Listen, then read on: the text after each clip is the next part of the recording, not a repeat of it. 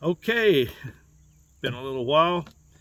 So I'm back at you here today, and I'm here in Florida, sunny Florida. I want to talk to you about habits, good and bad habits. I want to talk to you about some habits that can save your life and some habits that can get you killed. And like always, these videos are for not necessarily for YouTube and YouTube people. It's more for my grandkids, great grandkids, kids, children, whatever you want to call them, my offspring that may not have time right now to listen and come over and visit and do things, and when they do have time, I may not be here anymore. So this is advice from a certain past to a certain future. So here we go. Let's talk about habits. Bad habits can get you killed, of course. Um, Habits are kind of like having a pre-programmed set of instruction for yourself. In other words, we all get up, we all, use the bathroom, we brush our teeth, we make a certain amount of coffee or whatever your morning routine is, but you have a morning routine. And you can try really hard not to have that routine, but you're going to have some type of routine. Most people take the same route to work every day. Most people arrive about the same time. There's just a certain set of habits that you do. Also, habits kind of, especially from military have a lot of habits and programs that they do over and over and over. They even make books enforcing their habits, like our SOP of how we're going to respond if this happens. So they have this if then thing. So like if we get attacked this way, then we'll do this. So that's basically a pre-programmed set of habits that they will fall into. And habits can get you killed. So let's talk about that just a little bit. What creates habits? Repetitive action creates habits. Things like path of easy resistance creates habits. Training can create habits. If you draw and shoot a certain way, you do it over and over and over, it goes in your subconscious and it makes a habit. So all these things create habits, good and bad.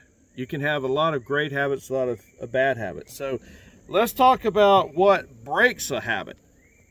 So things that can break a habit is danger or injury.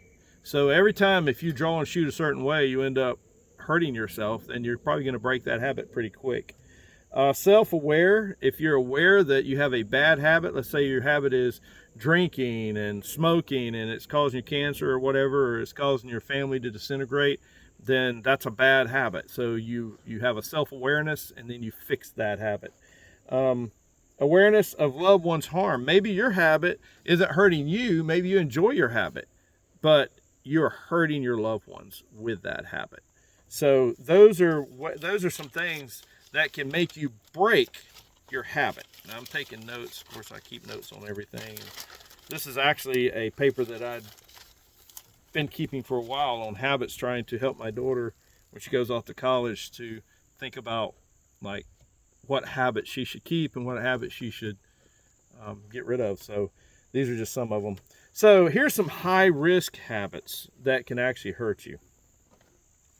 And this was kind of created for my young daughter that's, like I said, going off to college. So I wrote down some habits and kind of gave her a briefing before she went out the door.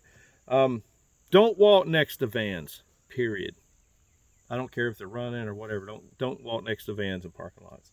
Parking lots at night, avoid. These are all basically things you should avoid. These are habits you should create. You automatically, when you see this, you should just avoid it. So next to vans, you should avoid. Parking lots at night, you should avoid. Large crowds, avoid them like the plague. Large events, I know everybody wants to go to concerts and stuff like that, but those are bad places for bad things to happen, especially nowadays. In the old days, no big deal. Nowadays, that's where the psychos target and our enemies target. The other thing to avoid is bad areas of town anytime. Don't go in the bad area of town. Don't put yourself in that situation. Don't go to bars, period. Don't go to bars. It's where people go to drink. It's people go to to find, you know, loose sexual relationships.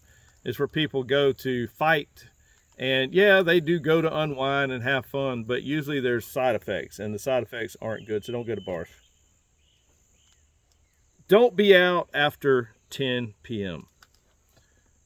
Why? Because if you're out after 10, where we live, there's deer on the road, and they all feed as soon as the dew starts falling. So, plus drunks are out. Everything, there's nothing good. I used to say nothing good happens after midnight, and that's probably true. So 10 p.m. gives you a 2-hour buffer, so get your ass home. Parties where drugs are. Okay, that kind of goes along with bars, parties. People invite you to a party. A birthday party is one thing, but if it's a party where they say, yeah, you know, bring your own beer, you know, bring your own drugs, we're going to dance the night away, we're going to tear up shit, you know, we're going to be loose, you know, with things. So don't go to those parties. Avoid that shit like the plague. I know someone's out there right now going, man, this guy's no fun. He don't want to have any fun at all. I'm just telling you where the danger zones are, okay? Malls at thug times and gang times. You know, all malls have a certain time of day where the gangs show up. And they have a certain time of day where the thugs like to roam the parking lot and tear up and steal and do stupid shit. Just avoid malls at those times. Low light parking lots. We already talked about parking lots. A lot of bad shit happens in the parking lots. Stay away from the damn parking lots at night, especially. Avoid rest areas, especially when you're alone. Rest areas are a big thing. It's where people like to go to do stupid shit and to abduct people, because they know that it's hard for law enforcement to get one way or another, and they can go in and out, and they got access to an interstate, and it has feeder roads off of it, and basically good egress for bad shit.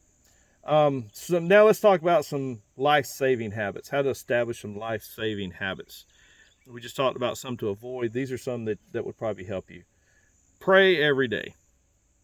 Pray every day. Pray for discernment and guidance. That's a good life-saving habit. Learn life-saving skills. You know, there's tons of life-saving skills out there you need to know. How to water, food, shelter, medical, security, those type of life-saving skills. If you can get medical classes, take them. If you can learn how to shoot and use a blade, take it. Life-saving skills.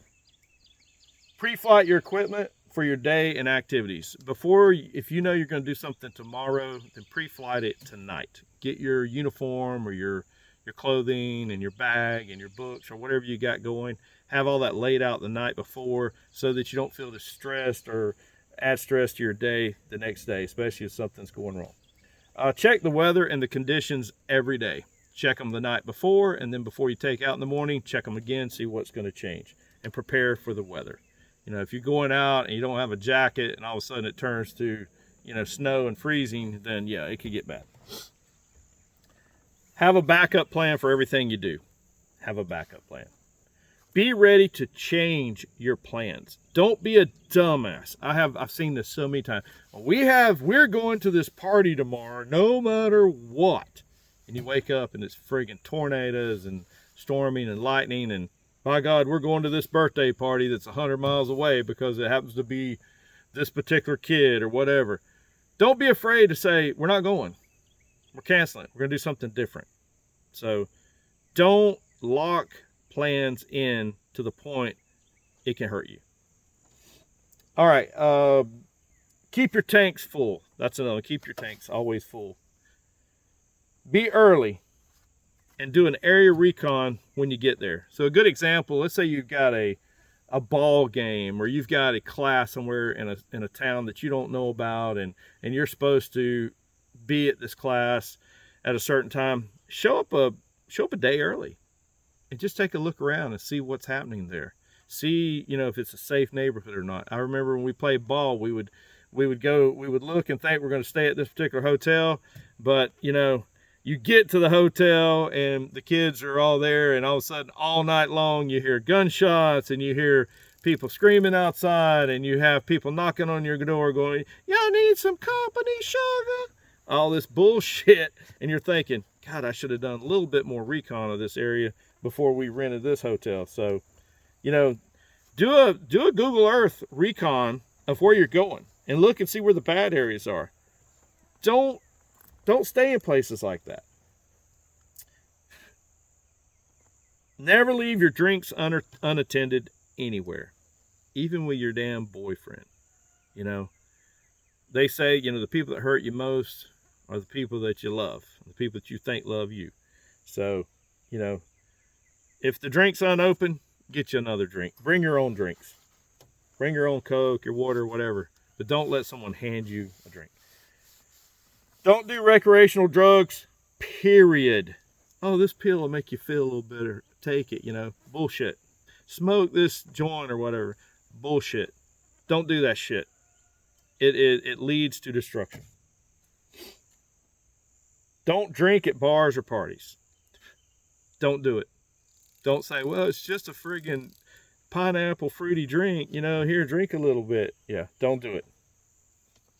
If you got bad feelings about your plans or someone, then change them and avoid them. Be very skeptical. Here's a good one. And, you know, I have fell for this one before. Be very skeptical of religious people that use religion for their personal gain. And like we used to say, be skeptical of a prophet seeking profit. There are so many religious people that will use religion to steal from you, control you, or to get you to do things for them, or to sexually assault you.